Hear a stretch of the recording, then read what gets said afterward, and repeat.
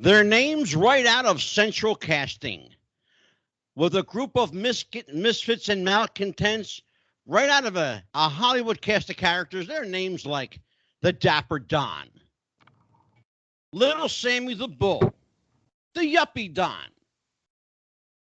Phil the Pill Baroni Sr., Little Nicky Scarfo, the Gentle Don, Angelo Bruno, Carlo Gambino, the banker, Paul Castellano. You get where we're going with this. It's Tonight We're Married to the Mob. Hello, everybody. I'm your host, Angelo DeCipio. Welcome to the future of organized crime. Actually, welcome to Wrestling with the Future of Organized Crime with noted author George Anastasia. George, welcome to the show.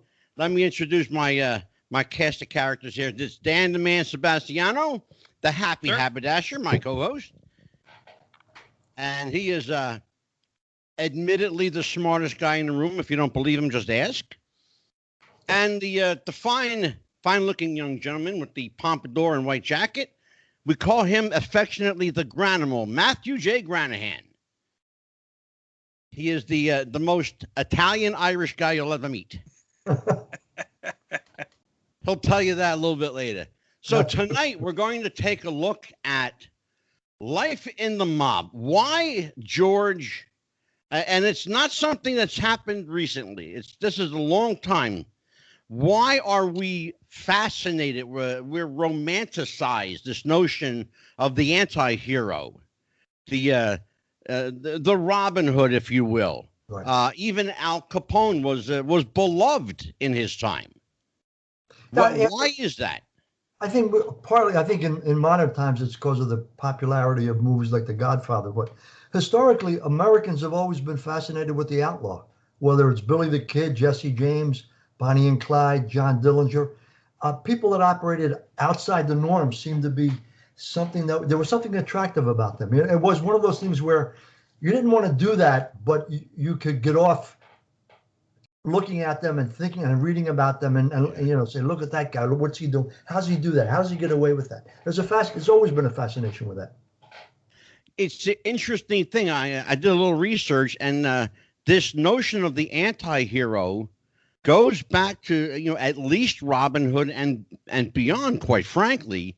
Sure. I first noticed in reading and doing some research for the show that even before Al Capone, this notion of the beloved mobster, the beneficiary to the neighborhood, to the poor old lady, to the destitute family, he's the guy that's got the money. That whole notion started really here, as far as I know. But they tell me that the formation of La Cosa Nostra, or this thing of ours, began somewhere around Palermo, Sicily. What do you know about that? Well, I mean, Cosa Nostra is basically the Sicilian mafia, and then it was imported to the United States with the immigrant influx at the turn of the last century. Let me just say one thing when we're talking about Cosa Nostra, because this is just something that gets under my skin. Every time you see a government report, it's La Cosa Nostra. And it's because the government loves three initials: FBI, ATF, DEA. The Italian is Cosa Nostra, our thing. Yes. La Cosa Nostra, literally translated as the our thing, makes no freaking sense. And the only reason there's La Cosa Nostra is because that's the way the FBI, the FBI wanted to describe it that way. Cosa Nostra is what it is, our thing. But that's just a petty. No, I mean, George, that's really, it's funny how the simple things elude you. I had never thought about it. Dan the Man Sebastiano. Yes, you should have known better, because you are the smartest guy in the room, or you've been telling me all these months. It's you're up to bat, brother. You got George Anastasia, noted author, mob historian. Go for it. Talk. I appreciate it. It was a pleasure meeting you. When Angela told me you were going to be on the show, I had the chance to read a handful of your articles and some of your bio. I'm curious, before we get into the discussion of the mob, you majored in French literature. How do you go from French literature to being the world's leading journalist on organized crime? How does that transition come about? See, I majored in French because when I went to college, I went to Dartmouth, which is up in New Hampshire. And this is, the guys that wrote Animal House? They were a couple of years ahead of me. So, I mean, that's what it was like, except it was not co-ed. So I had a chance to study abroad one semester, and I went to Montpellier, France. And when I went back to Hanover, I said, I'd like to go a second time. And the professor there said, the only way you can go a second time is if you major in French, because we only got one program. And if you go for another semester, it's got to be independent study. I said, all right, I'll major in French. So then I went and spent a semester in Toulouse. So that's how I ended up with a degree in French. And, my parents, God love them, I was the first person in my family to go to college. And they just said, yeah, all right, whatever you want to do, do it. I mean, I had no idea what I was going to do with that. But that second semester I spent in France, 3 months in Toulouse, where I didn't have to take classes, I spent almost every day at a cafe drinking coffee and reading the International Herald Tribune. That's the way I connected with back home, because back then there was no email, no internet, none of that. This is a long ago. And that's when I became fascinated with newspapers. So it's an indirect, that's how I got involved in the newspaper business. When I graduated, I wanted to be a reporter because of reading the International Herald Tribune. So yeah, French led me there.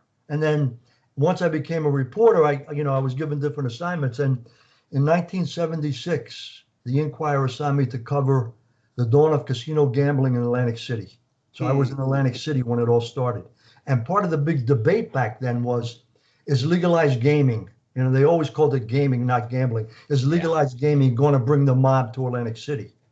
Well, the answer was the mob already was in Atlantic City. So it became part of what I was covering. And then, as Angelo would know, in 1980, Angelo Bruno's killed, and then the thing goes crazy, and I start to write more and more about the mob. So that's how I became a mob writer. Well, in the interest of full disclosure, George, the mob in Atlantic City was there for years with not only the restaurant and hospitality industry. The 500 Club. Yeah, but when the casinos came in, oh my God, the explosion. The famous or infamous, George, depending on how you want to address it, local 54 in Atlantic City was the Hotel and Restaurant Employees Union, called HERE. And boy, were they here. Yes, they were. They surely were.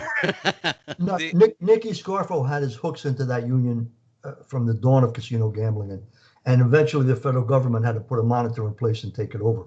But yeah, they have a long history of being involved with the mob. Yeah. But anyway, that's the answer to your question. It's a long answer, but that's how I got there.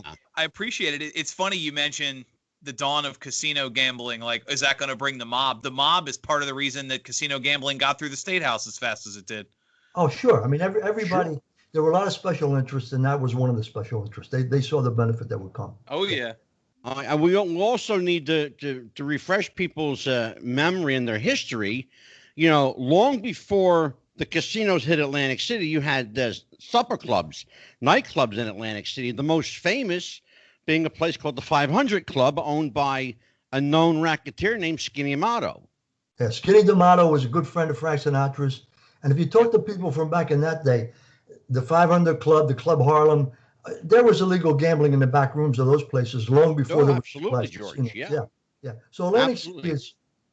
George, Matt Granahan is chomping at the bit to ask you a shitload of questions. So Matthew, go for it, brother. You do that, and I'm actually going to change my shirt because I'm bleeding out in the background. First of all, I'd like to say, Angelo, and your good buddy there. It's a pleasure to be back on the show, Dan the Man. And it's an honor to meet you, Mr. Anastasia. And I want to kind of tie this into. I come from the world of combat sports. Managed a number of UFC fighters and competed in MMA and did some pro wrestling. And you wrote a book called GOTTI'S Rules, Right. with a gentleman named John Elite. Yes. And I've been friends for years with the Baroni family. I managed Phil Baroni, UFC fighter, Pride fighter. Everybody knows Phil was a tough guy. But a lot of people may not know that prior to that, Phil Baroni was also a notorious debt collector. And his father, Phil Sr., and they say, you know, if you're going to be a gangster, you might as well have a badge. He was a Gold Star detective who was partners with John Elite and during his tenure there in organized crime. So there's always been kind of this thing when, and I talked to Angelo about it, with combat sports and organized crime. You go back to The Godfather, the first Godfather movie. You had Lenny Montana, who was played Luca Brasi. And in addition to playing Luca Brasi, he was also a real guy, you know, in that world. And you have guys like up there with the Rizzutos up in Canada, like Gino Brito and Dino Bravo, who was murdered up there. So there's always kind of been that synergy, whether it was guys like Vito LaGrasso and Phil Baroni, who were debt collectors, or guys that were deeper involved in organized crime. So that was kind of why I wanted to come on, especially being tight with the Baronis and you having written that great book. No, I mean, there's an overlap there with, there's an interesting story about the Lenny Montana and the Godfather scene, where he's, you know, that famous scene where he's waiting to talk to the Godfather during the wedding. Yeah, he's rehearsing his lines. Yeah. Rehearsing his lines. Apparently, he was actually doing that. He was not an actor, but he was one of the mob guys that was brought in. You know, they had to jump through a lot of hoops to make that happen. Well, he was sitting at a chair rehearsing his lines. Sure. And Coppola saw it and started to film it and said, "This is better than anything else we're going to do. Let's run with that." And that's what happened. It was an unscripted moment that plays very well in that movie. Absolutely true. And what George is telling you is absolutely true. In the interest of full disclosure, Lenny Montana was a full-time professional wrestler. He was also a debt collector. He was straight up legit, right from the streets. He did two things in his life: beat people up for money and beat people up for entertainment. That's all he ever did. There you go. That's all he ever did. Now that I have a black shirt on and not bleeding through, let's talk for a little bit about some of these characters. Sure. You know, Matthew mentioned John Elite. He's getting a lot of press here lately, an awful lot of press, and some people say unwarranted attention.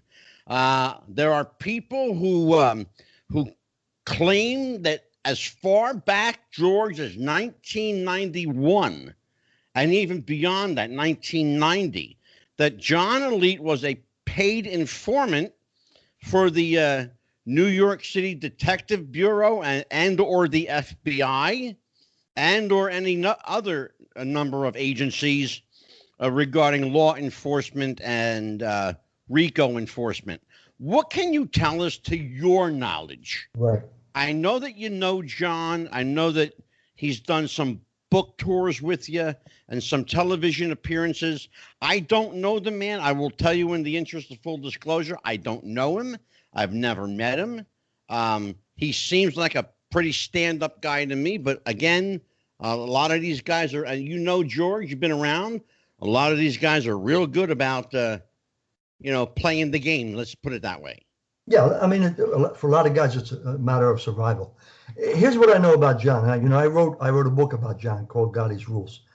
John became a cooperator after he was arrested in Brazil and sitting in one of the most horrendous prisons in the world, and came to believe that John Gotti Jr. and others up here in the States were giving him up. And he decided, what am I going to be a stand-up guy for when these guys are throwing me under the bus?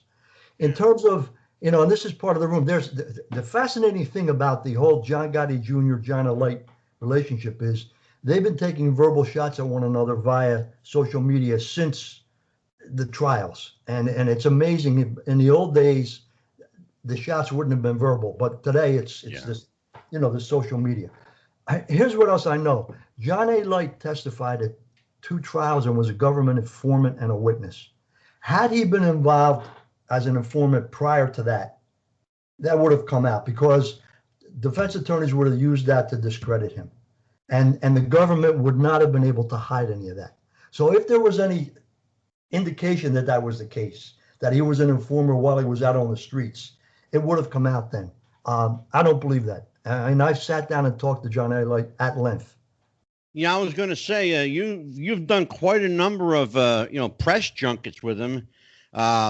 Many of them televised. One that comes to mind, a very almost combative interview, quite frankly, George, that you did with Steve Adubato, a guy who was very familiar. Yeah. That seemed. Can we talk about that interview for a minute? Because I saw that interview, and it seemed like he was deliberately. Steve is not a guy that will shy away from controversy. Right. But I've never known him to. And in the interest of full disclosure, I've known him for a bit, but I've never known him to push the hot button issue like he did during that interview. He really was pressing you guys. What was he looking for? No, I know Steve, and I like Steve. I've been on the show a couple times. No, I think he was being an aggressive interviewer.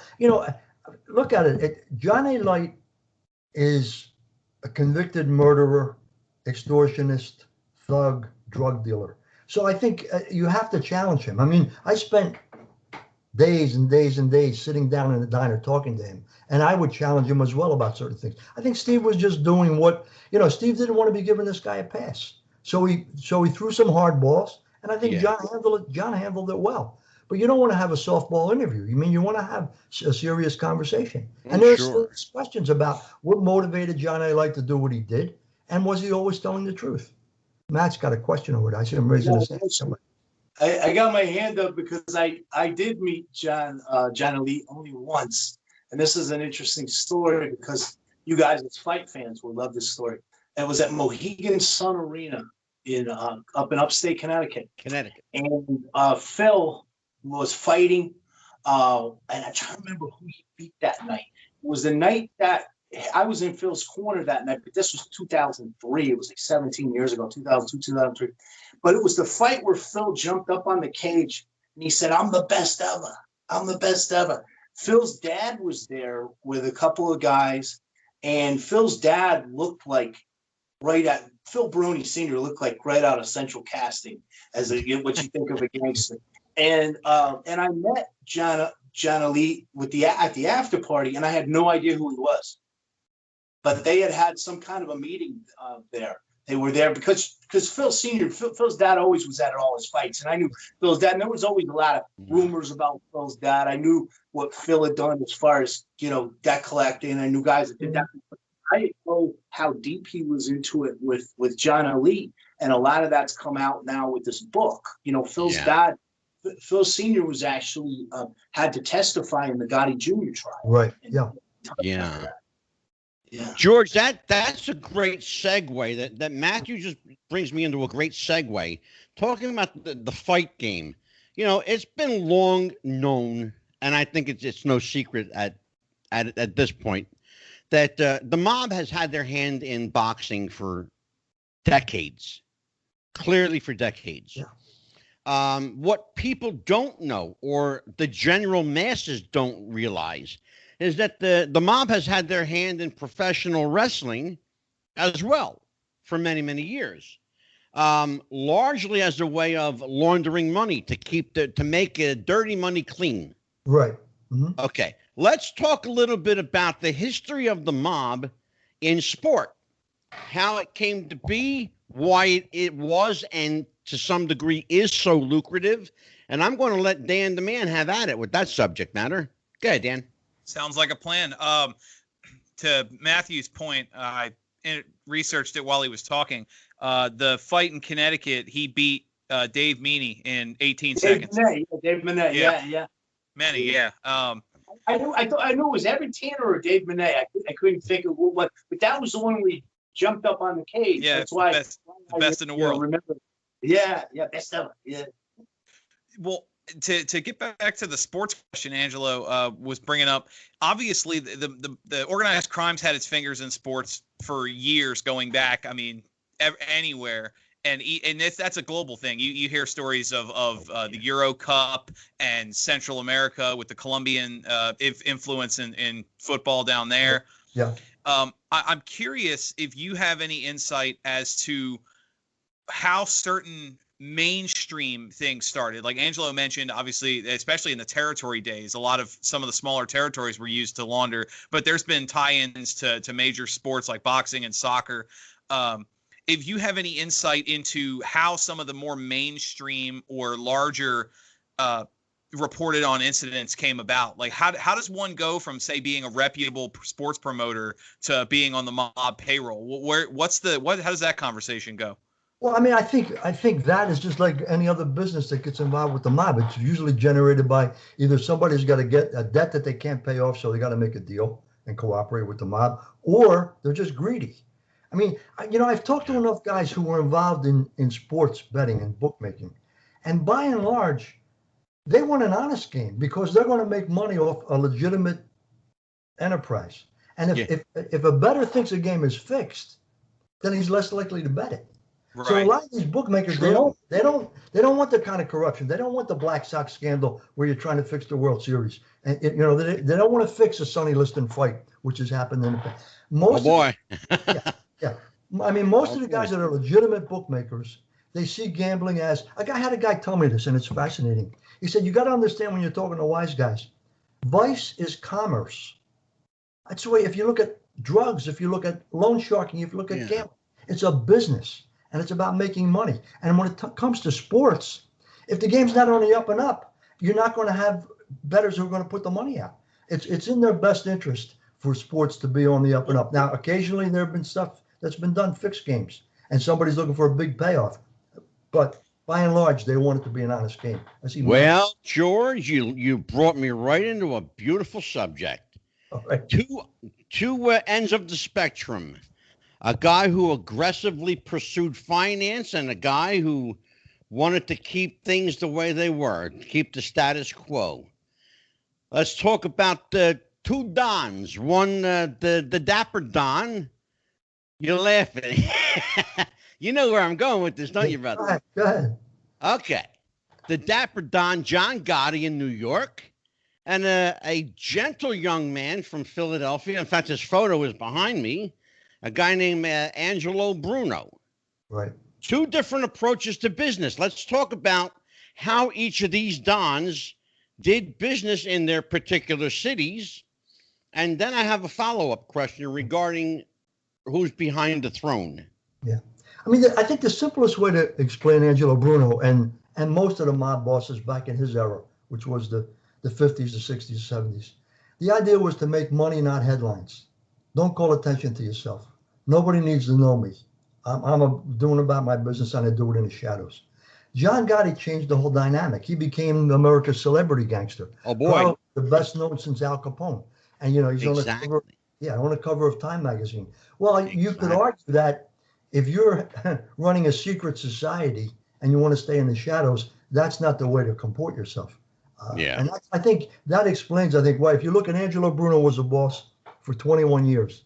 John Gotti's run lasted from 1985 to 1992. I mean, it ended in 1990 when he was arrested. So there's the difference. We should also point out that this is not the first time. He's not the first guy to have that grandiosity about him. There was a guy before John Gotti, a very flamboyant character named Joe Colombo. Right.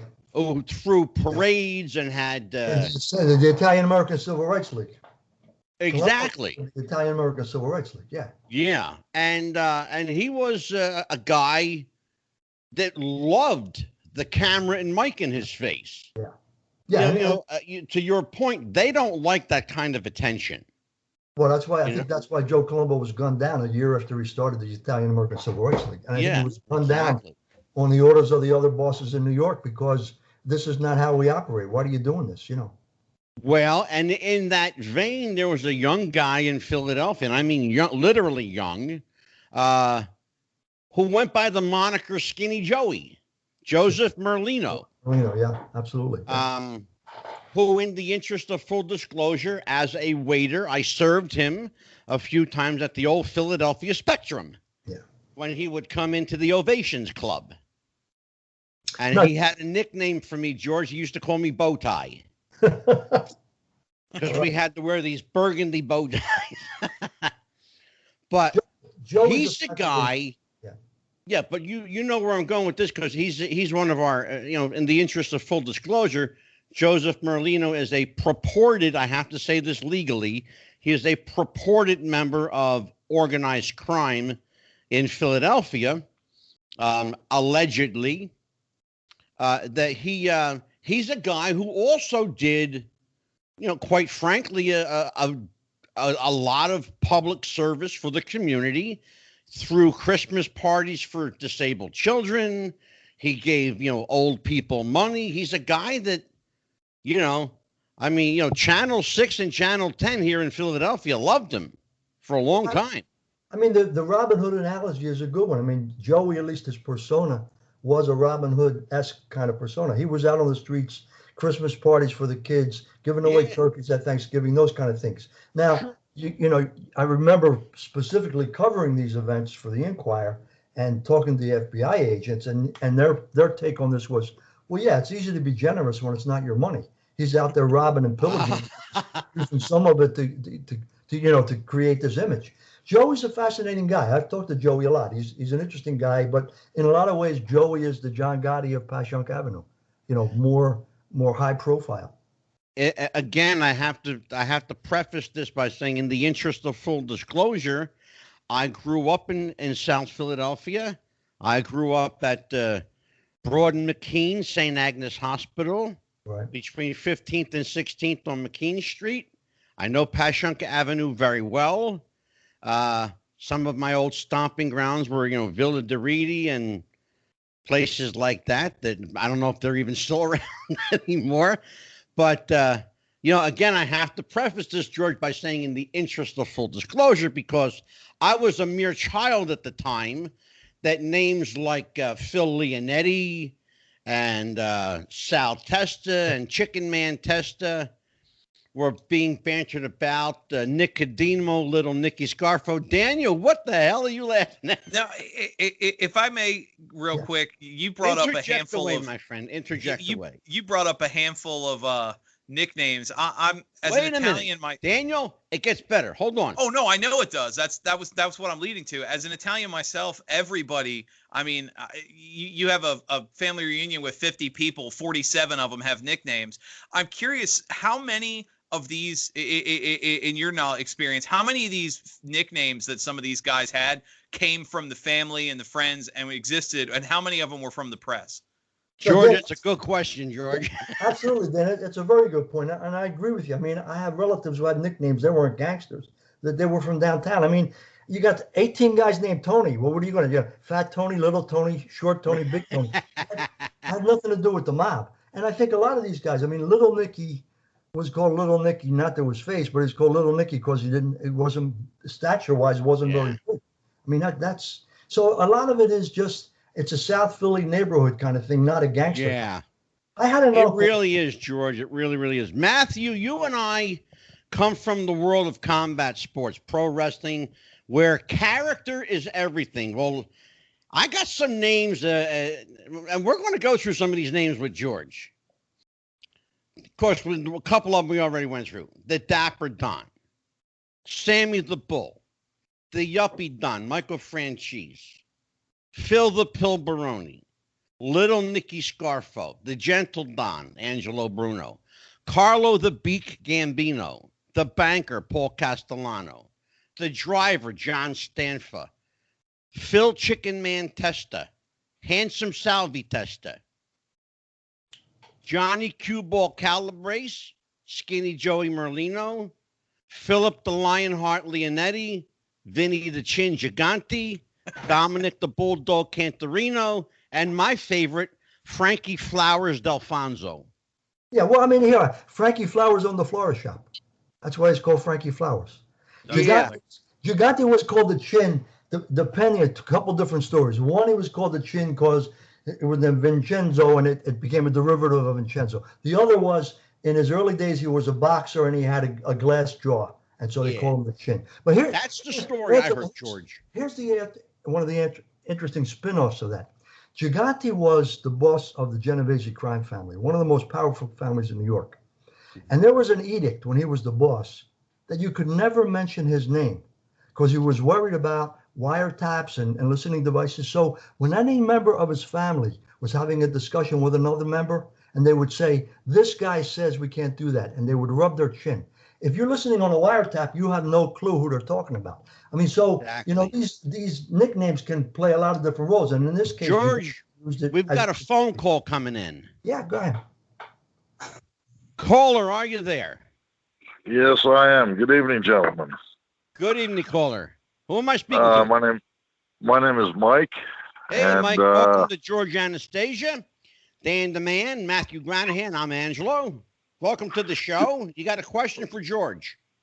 Thank you. Yes. My question is this, George.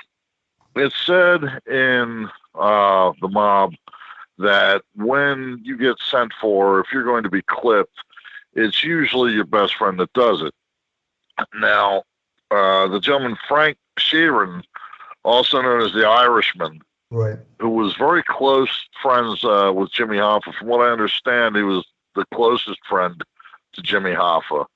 In a deathbed confession, Frank Sheeran, also known as the Irishman, confessed to being the one who clipped Jimmy Hoffa. I want to know what your feelings on that are.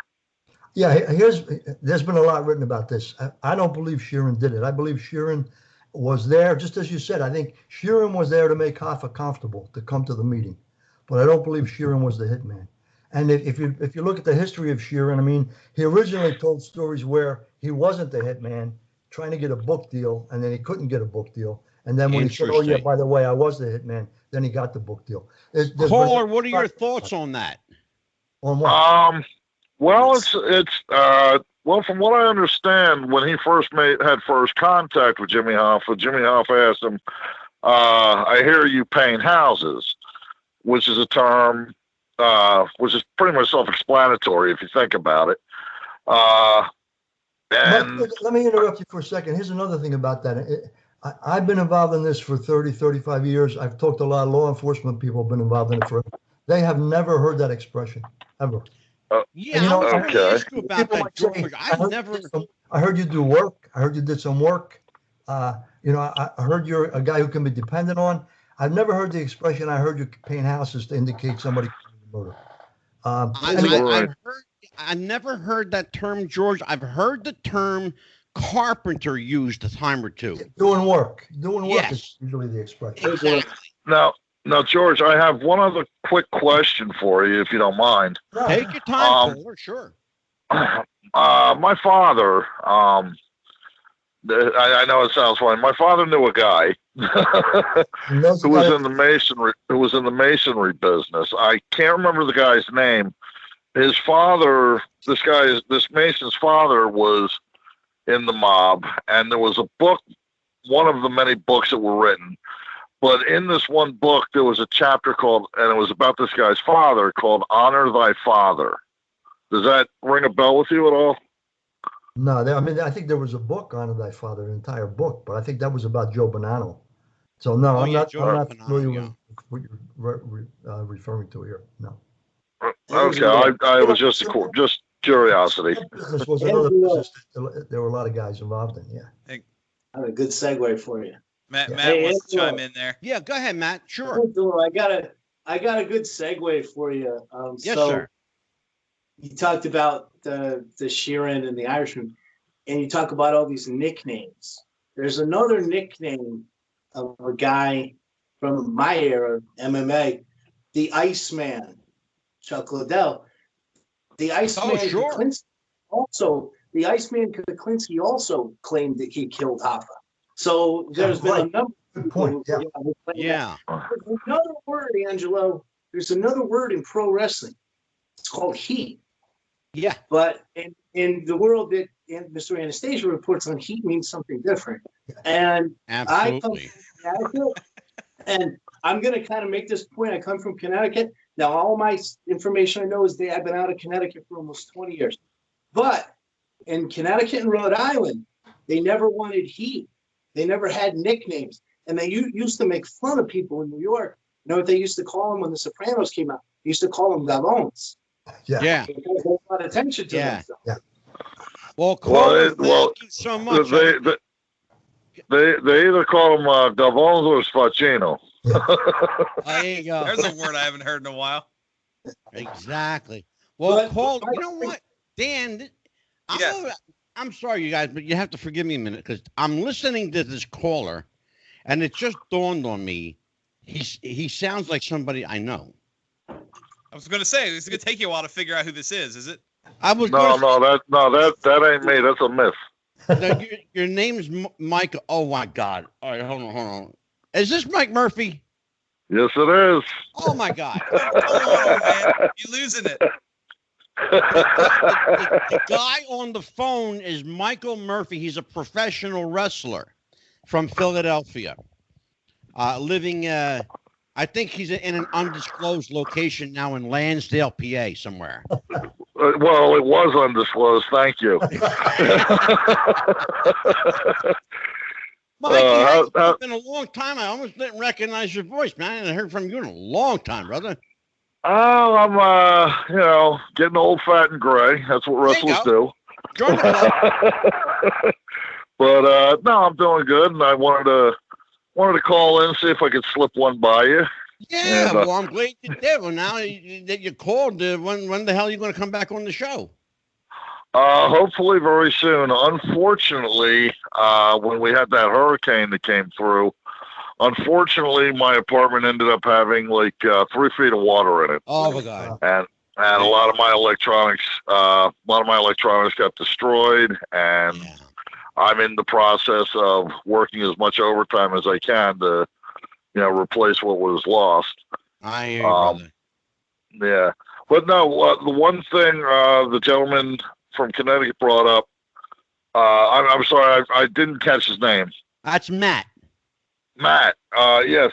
Yeah, you were right. Now that I think about it, George Kuklinski, the Iceman, I would have to say if it came down to a choice between the Irishman or the Iceman, I think it would be the Iceman.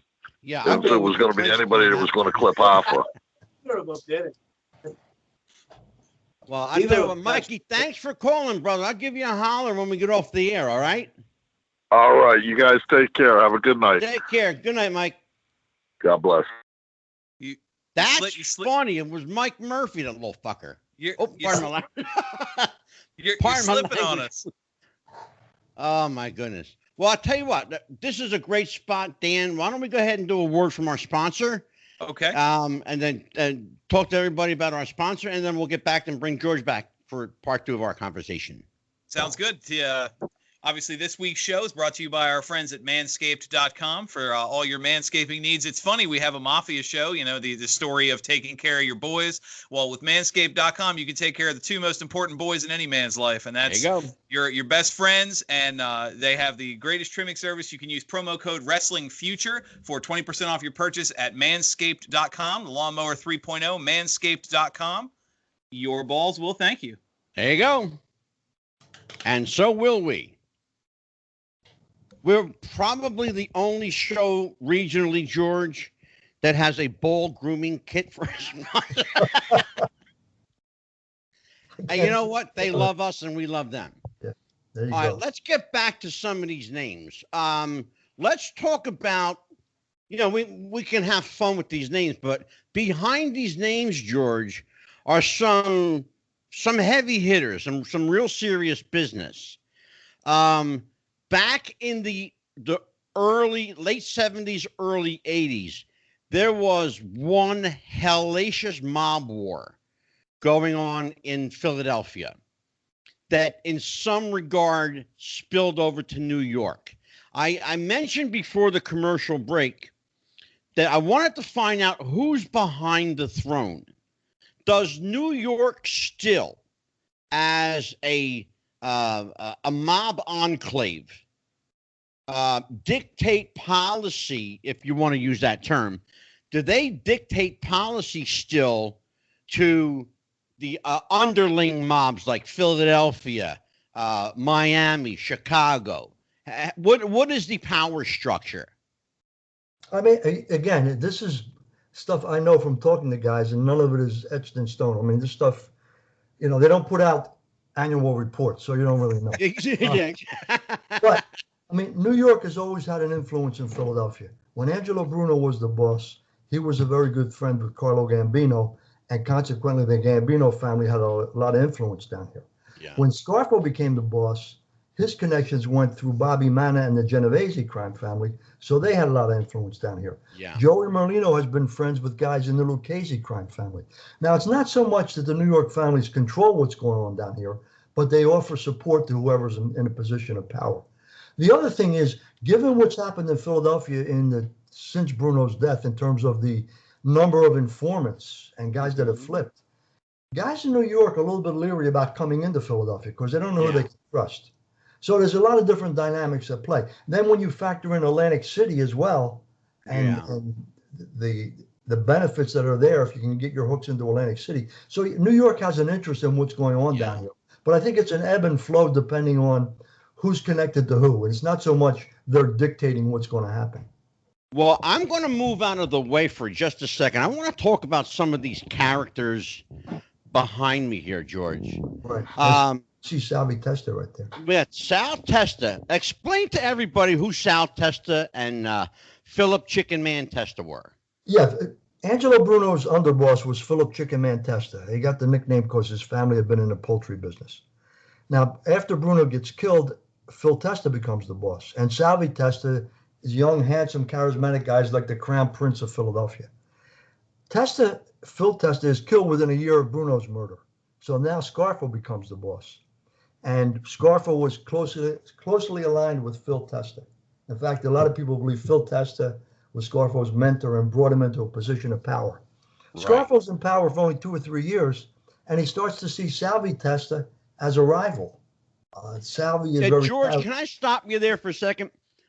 Those 2 or 3 years that little Nicky Scarfo took over Philadelphia, right? It is said were among the bloodiest in Philadelphia mob history. Yeah, Angelo, you're right about that. I used to know the numbers. I'm trying to think now. During Scarfo's reign, I think there were 20 to 25 murders. Scarfo was indicted with another 20 guys. And this was a family that only had about 60 or 70 members. So think about it. 20 to 25 are dead. 20 to 25 are under indictment. Basically, you've decimated the crime family. And Salvi Testa was murdered on Scarfo's orders. Salvi Testa's murder came in the middle of all that violence that you're talking about. And Salvi Testa's murder sent a signal to everybody in the organization.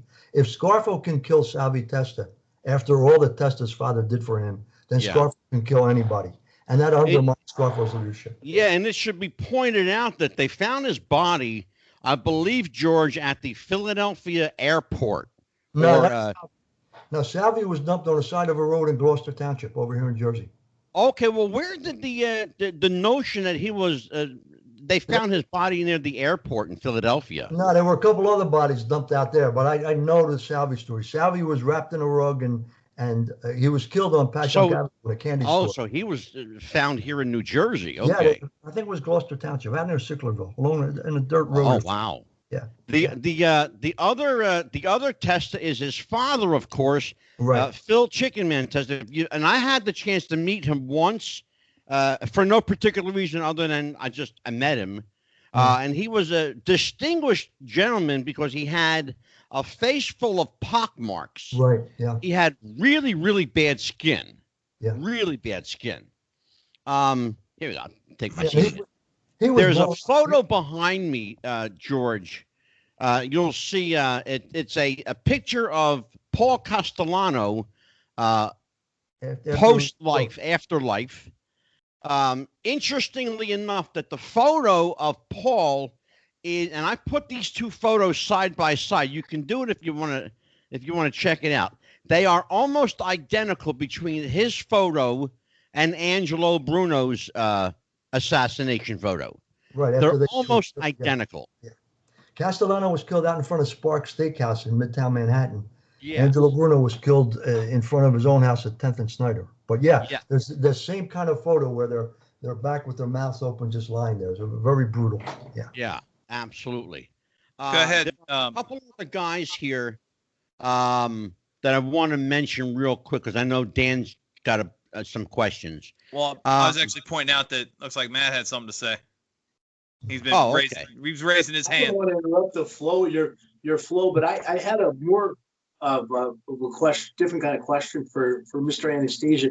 Again, I haven't been up north in a long time, but how much is organized crime being affected by the online gambling and also the coronavirus? Oh, good question.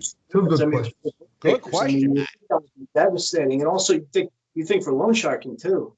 Yeah, I mean, online, the mob has gotten its hooks into some of the online operations, especially offshore stuff. So there's been cases where guys have been running major operations offshore using online. The virus, that's an interesting point, and people miss this point. You know, sports betting is built around athletic events. If you don't have games being played, then you got nothing to bet on. Yeah. And they've taken a hit through this where we are, and people are wondering whether the football season is in fact going to happen. We're already seeing college leagues canceling. Some colleges are not going to play, and I'm wondering if we can get through a 16-game NFL season. I don't see how we can if this virus is as rampant as it appears to be. On the other hand, George.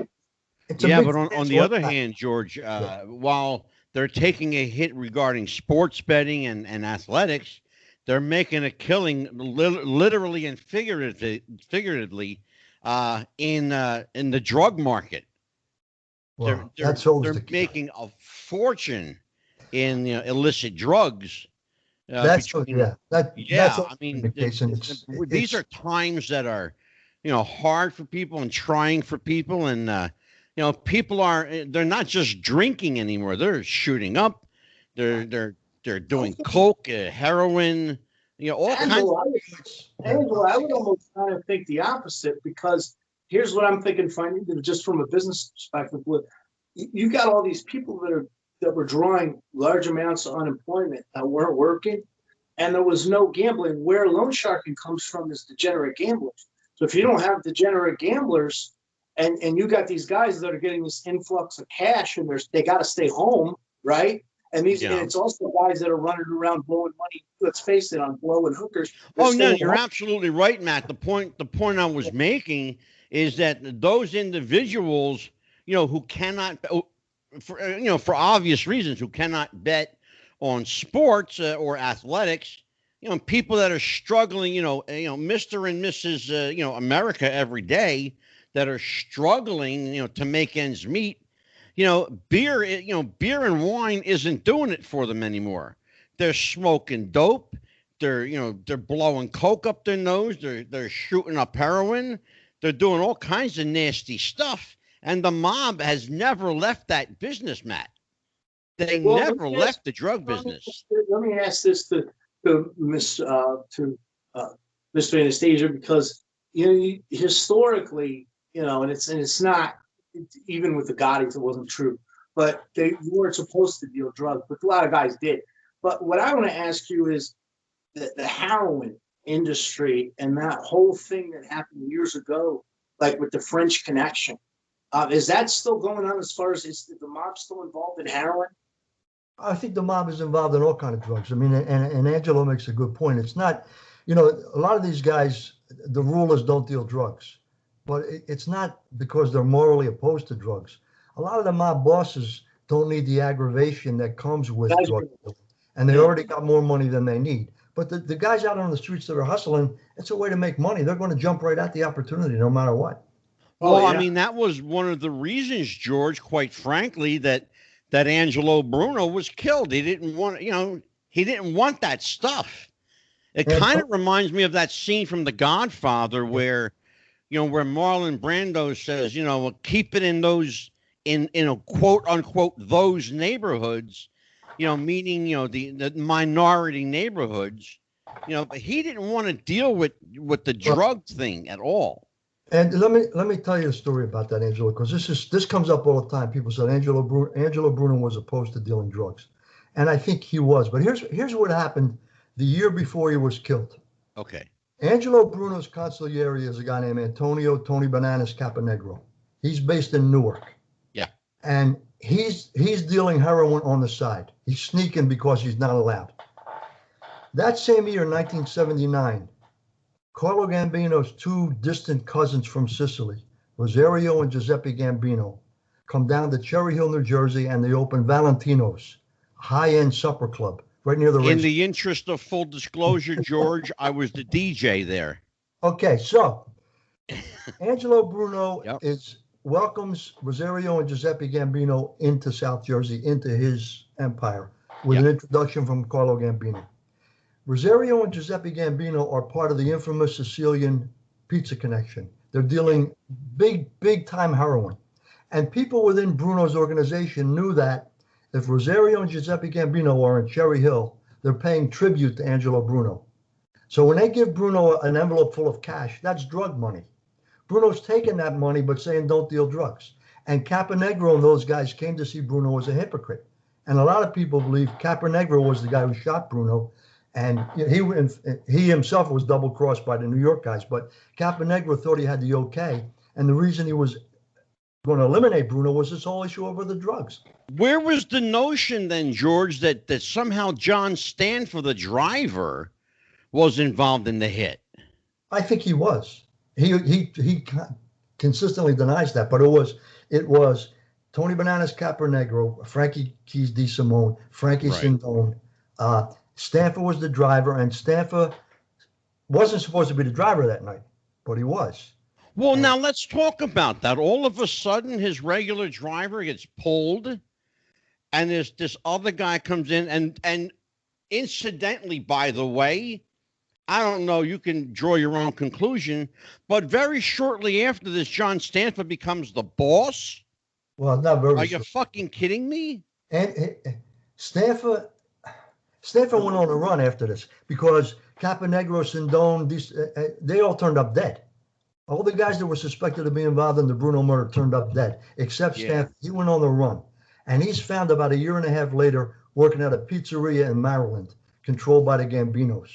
He'd already been convicted in absentia of perjury. So he comes back and goes right into federal prison. And for 7 or 8 years, that whole bloody Scarfo era, Stanfa sits it out in jail. Now he comes out of jail in 1989, and basically he's supposed to go back to Sicily, but some guys in New York say, John, stay down in Philly and put it back together. It's a mess down there. Yeah. All the murders. So that's how Stanfa becomes the boss. And then you've got the conflict between Stanfa and the older guys versus Merlino and the younger guys. That's the way that played out. Yeah. Matthew, I'm going to go to you, and then we're going to throw it to Dan. Okay, I was just going to say, just wanted to reiterate what I said before. It's kind of funny because you know all these names and all these nicknames, and the whole idea, again, goes back to, I think, New England thing, Rhode Island. You're not supposed to know people's names, and it's so funny because it's like, and it's almost like when the Sopranos came out. Exactly. And where I was from, they made fun of that because it was, that's why guys started rolling. Matt, you're absolutely right about that. It's the more sophisticated guys didn't want any of that kind of stuff. They realized that there's no benefit in any of that. George, you know what? Matthew just brought up one hell of a point. He brought up a hell of a point, and Dan and I actually talked about this privately. The notion that I know a couple of people who have talked about this publicly, who said that The Godfather was the most unrealistic mob film they've ever seen, to The Sopranos was spot on. Let's talk about how the mob's represented in film and television. Dan, have at it, brother. Well, but before we get to that, I was hoping actually to roll back to something you had mentioned a minute ago. You were telling the story, and you used a word that pops up a lot in mob fiction, in the dramatizations and everything, is the role of a consigliere. Could you maybe expand on what that actually is versus the fact that most people know it from Hollywood? Yeah, I mean, the structure of a traditional mafia family, there's a boss, an underboss, a consigliere, then the capos, the soldiers, and the associates. Consigliere is usually a guy who has been around, he's got experience, and he's called upon to settle disputes. He's a counselor. Consigliere is Italian for counselor or lawyer. So, I mean, the boss, the underboss, and the consigliere form the kind of the triumvirate that runs the organization. And the counselor would be a guy who, if there's a dispute between capos or a soldier and a capo, you have a sit down and you work that out. And that's what the consigliere was. And that's what Tony Bananas was, and he was based in Newark. But Angela brings up a good point about movies. I mean, the most fun, I've written a lot of books. The most fun I had, I wrote a book with Glenn Macnow called The Ultimate Book of Gangster Movies, where we basically we listed the best 100 gangster movies ever. We wrote essays about each one. And Godfather 1 and 2, cinematically, are probably the best. But realistically, the two best, I think, are Goodfellas and Donnie Brasco. Let me throw a name at you, George, because I know that you're a film buff as I am. There's a couple of movies and some that star a couple of my favorite actors. And if you grow up watching gangster films like I did, you cannot unlike James Cagney and John Garfield. Right. Let's talk about one of my favorite movies, They Made Me a Criminal. Okay? That one, and let's talk about the realistic or unrealistic nature of a film like White Heat with Cagney. Well, you know, I mean, that's one example, White Heat, Top of the World Ma. Warner Brothers in the 1930s tapped into that, and that became their genre. You know, it was before cowboys and westerns. There were a lot of gangster movies back then. Edward G. Robinson was another guy who played a lot of gangster movies. Bogart started. Oh, God, sure. So Little Caesar. Yeah, Little Caesar. I mean, you know, those kind of things. Scarface with Paul Mooney. I mean, and we did some research when we wrote the book. The interesting thing, Scarface, the original Scarface with Paul Mooney, they had to have a disclaimer. They had a subtitle, I think, Scarface, The Shame of the Nation. And when they remade Scarface, and they had censorship, and, you know, at one point, at the end of Little Caesar, I think the guy says, was going to be Mother of God. Is this the end of Rico? Because Rico was his name. And instead, he had to say something else because he couldn't use the word God because the censors would oppose it. When they remade Scarface with Al Pacino as Scarface and said it in the word fuck was used, or derivative of fuck was used 277 times. That's the way it was changed from the 1930s to present day. Remarkable. I mean, remarkable. But so we, as I said, the most fun I ever had writing a book was working on that book with Glenn Macnow. George, how much influence does the mob have over Hollywood? They used to have a lot. There's, you know, back in the day, I think they had a lot in the very beginning. Handsome Johnny Roselli. There's a biography years ago, really fascinating about how they got involved in the movie industry. They got involved with the unions out there, and they controlled an awful lot. And that's why in The Godfather, when he goes out. Can I ask you a question about the Handsome Johnny Roselli? Yeah. There's always been this kind of, you know, story in the back room that he and J. Edgar Hoover were lovers. Now, you know what I'm talking about. It's been talked about a lot. Well, what's the deal there? I know that he was a degenerate gambler. That's well known. Yeah, and I think what's also well known is that he did have, you know, a relationship with, you know, Hoover in some regard. You know, was it sexual? I don't know. That's why I'm asking you. No, I don't know the answer to that. But if you look at the whole history of Johnny Roselli and where he was and the things he did, I mean, he ended up his body in a drum floating in the bay off of, I think, Tampa down in Florida. Roselli was supposedly heavily involved in the whole CIA plot in the Kennedy assassination. That's what we hear, yeah. So, I mean, this guy moved in a lot of different circles. I never heard him having any kind of sexual relationship with Hoover, but he certainly was. He got around a lot. He had a lot of. He was a ladies' man. He was out in Hollywood. He was in Vegas. Then he ended up in Florida, and he ended up dead. I mean, this is they actually Oliver Stone actually intimated that in his film JFK, that there was some kind of Dan, am I right? No, it was obviously he was heavily played off as being homosexual, but it was hinted that he had lovers within the U.S. government. Yeah, and that's where I'm basing the info from. But Dan, I know that you had questions. Go ahead, my friend. Well, we're gonna to continue with the portrayal of the mob and organized crime in film. Something that Mr. Granahan mentioned that got me thinking about that is you talked about the evolution with The Godfather and the other advancements of other film, and then obviously The Sopranos and movies like Goodfellas and Casino and things like that have kind of portrayed this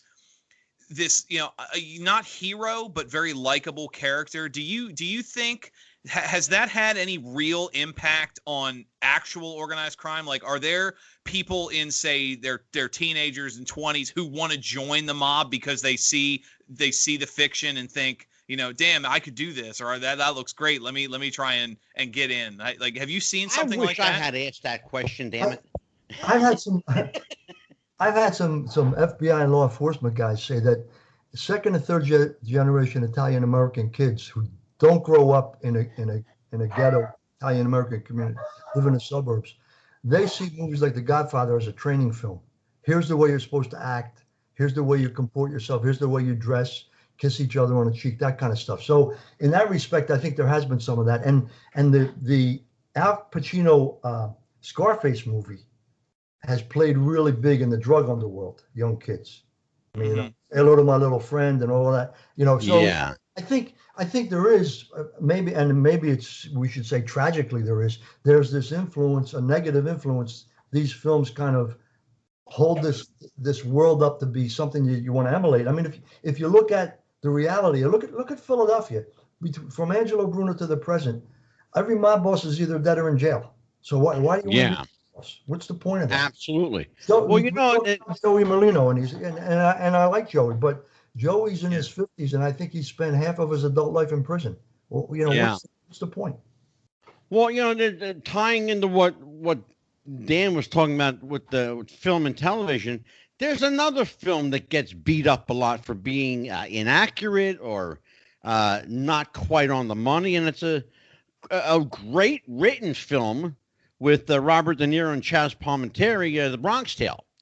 Yeah. Bronx Tale is another one of those films that comes across as, being bashed for its inauthenticity. And Matt, you're shaking your head. No, and it's funny you say that because I've never heard that in my life. That is actually the real story of Chaz Palminteri. That's his story. He had a one-man show in New York. Right. That's exactly right. I'll lighten up the mood a little bit here. You mentioned The Bronx Tale. And there's an actress on that show that I know, Catherine Narducci. We had her on my show. She plays Robert De Niro's wife in that movie. Yeah. And I just saw a picture with Catherine and Robert yesterday, and she looks like it's more like his granddaughter now. That is Chaz Palminteri's story, and it's. Yeah. I think it's a fairly accurate story of how he grew up on Belmont Avenue. That's what that was about. And and De Niro plays against type in that movie. De Niro's the bus driver, straight-laced guy. And the funny thing was, and it was written from Chaz Palminteri's viewpoint. Yeah. Clearly, it was something he lived, but yet, somebody watching this film is going, thinking to themselves, this is not authentic. This is like hokey. People don't talk like that. Well, is it better to be loved or feared? It's feared because it lasts longer. I never heard that, Angelo, but kind of it's in the movie. But in the movie. What I want to touch on a Bronx Tale. Bronx Tale is obviously a movie when Chaz was younger. It's a dated movie. But one thing that we can look at kind of like a parallel between, and I talked to you about this, Angela, when you're older and you're growing up in that kind of a neighborhood, Italian-American neighborhood, you are idolizing gangsters. And that's the way it is in a lot of the African-American communities today. Yeah, I mean, True. those are the guys with power and status. Those are the guys who get things done. And, Yeah. yeah, and there's not much else there. So yeah, it's unfortunate, but Matt, I think you're right that's the way it used to be in Italian ethnic communities and cities, and now it's the way it is in a lot of African American communities. Unfortunately. Yeah, absolutely, absolutely. Well, I'll tell you what, George, this has been a fast hour, and we only have an hour for our show, unfortunately. Can I bring you back? Can we do a part 2 with you? Oh, absolutely. It's been a pleasure. Beautiful, beautiful. Good talking to all you guys. I really appreciate you doing this. There's just so much to cover, and we just can't do it in an hour. But Matthew, can you come back for part 2 and I bring George back? I would love to. Thank you, Angela. Beautiful. Yeah. Dan, I know you're coming back because you have to. I don't want to get fired. Exactly, right? George, thank you so much. Before I let you go, just want to fill in everybody on what's coming up on Wrestling with the Future. Our wrestling shows coming up. We've got, speaking of Italian Americans, Dominic, we've got one of the most famous Italian American wrestlers of all time who stood side by side with the legendary Bruno Sammartino for almost his entire career. The iconic, legendary Dominic DeNucci will be here September 15th. He will be here to discuss his life and career and what he's doing now. We will have Kenny Casanova, a noted wrestling personality and author, written some 13 books on wrestling. We will also have, and I believe he's coming out, get my book in a second. Oh, here we go. We also have Daniel next week. We have Get my calendar here. The return of Cowboy Scott Casey and his publisher, another Italian boy, Nicholas Masci. All these Italians are coming out of the friggin' woodwork. What the fuck? But yeah, that's going to be a good one. And Dan the Beast Severn will be here on September 17th. One of my best friends, Angela. Yep, and you're going to be here for that one too, Granimal. And a lot of people don't know that Dan and I have been doing stand-up comedy together for years. That's a scary thought. And I roasted Dan. I had an opportunity to roast Dan last year, and it was a good time. It was a lot of fun.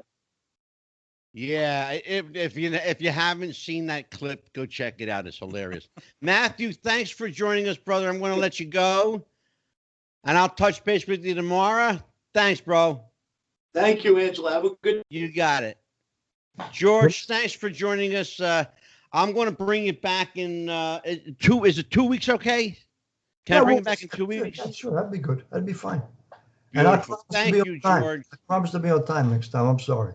Beautiful. I appreciate it, George. Thank you so much. All right. Take care, everybody. Take care. Right. Good night, everybody. George Anastasia, everybody.